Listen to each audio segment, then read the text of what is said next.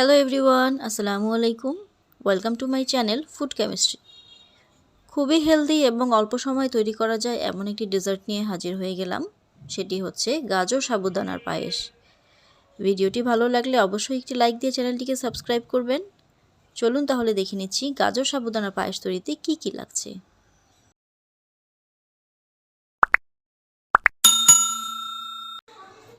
গাজর সাবুদানার পায়েস তৈরি করতে এখানে আমি নিয়ে নিচ্ছি গাজর।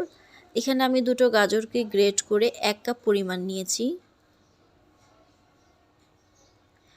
এখানে নিয়ে নিয়েছি সাগু বা সাবুদানা 1/4 কাপ পরিমাণ। কিছু গরম মশলা নিয়ে নিয়েছি, এখানে আছে দারচিনি এবং কিছু এলাচ। আর আমার লাগবে চিনি। সাবুদানাগুলোকে আমি প্রথমে একটু পানি দিয়ে ধুয়ে নিচ্ছি। একটি চামচের সাহায্যে অল্প অল্প করে নেড়ে চেড়ে আমি এটিকে ধুয়ে নেব। এটিকে ভিজিয়ে রাখা যাবে না বা খুব বেশি জোরে জোরে নাড়াচাড়া করা যাবে না।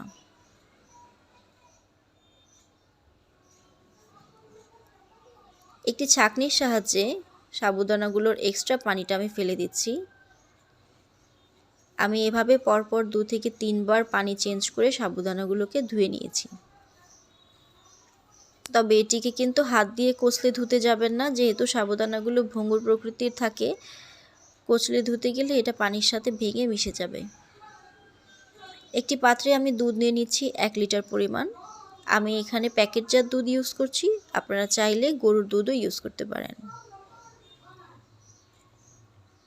দুধটাকে আমি এবার চুলায় বসিয়ে দিব জাল করার জন্য। খুব বেশি পরিমাণ জাল করা লাগবে না, 2-1টা বলক উঠলেই হবে। অন্য একটি পাত্রে আমি নিয়ে নিচ্ছি 1 টেবিল চামচ পরিমাণ ঘি। চেষ্টা করবেন ঘিটা ইউজ করতে। গরম মশলাগুলো দিয়ে দিচ্ছি।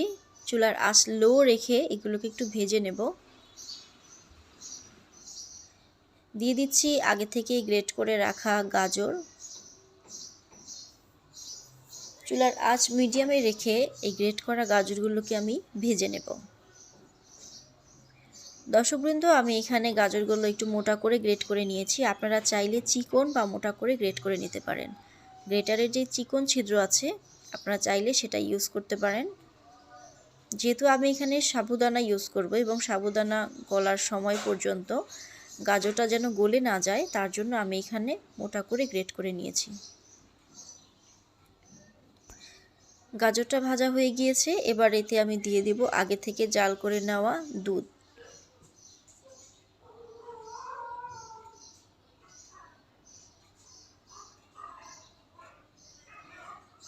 এবার চুলার আঁচটা আমি হাই করে দেব এবং নেড়েচেড়ে গাজরের সাথে দুধটা মিশিয়ে নেব।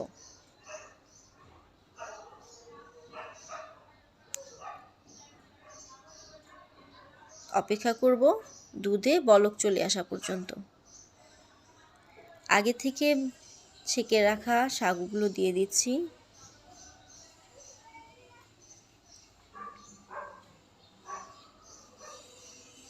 এবার এতে আমি দিয়ে দেব চিনি।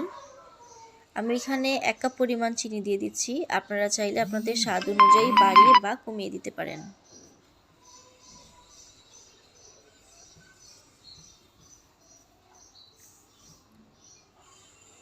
নেড়ে দিচ্ছি, তা না হলে চিনি সাগুগুলোর নিচে জমে দলা পেকে যেতে পারে।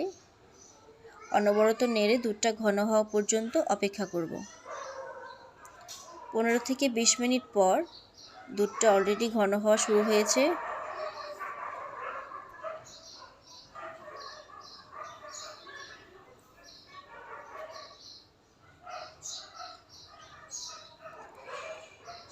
সাবুদানাগুলো গলতে শুরু করেছে। এবার এতে আমি দিয়ে দেব 1 চা চামচ পরিমাণ কেওড়া জল। এটা অপশনাল, আপনারা চাইলে স্কিপ করতে পারেন, তবে দিলে ফ্লেভারটা ভালো আসে। নেড়ে চেড়ে দিচ্ছি। এবার এতে আমি দিয়ে দেব কিছু পরিমাণ ড্রাই ফ্রুটস। আমি এখানে আগে থেকে কিছু কিশমিশ এবং কাঠবাদাম কুচি করে রেখেছিলাম। ড্রাই ফ্রুটসগুলো দিয়ে খুব বেশি পরিমাণ চুলায় রাখবো না, 2 থেকে 3 মিনিট চুলায় রেখে আমি পায়েসটাকে নামিয়ে নিচ্ছি।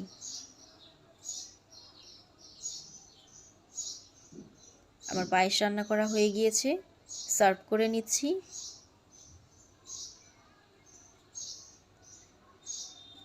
এখন যেহেতু খুবই গরম, আপনারা চেষ্টা করবেন ঠান্ডা হওয়ার পর খেতে, কারণ মিষ্টি জাতীয় খাবার ঠান্ডা হওয়ার পর খেলেই ভালো লাগে।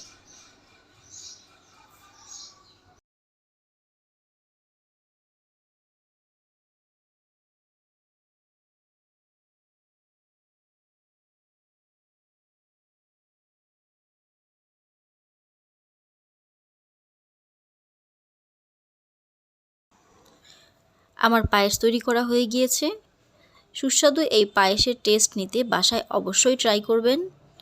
আজকের জন্য এই পর্যন্তই। দেখা হচ্ছে নেক্সট কোনো রেসিপিতে। সবাই ভালো থাকবেন। আল্লাহ হাফেজ।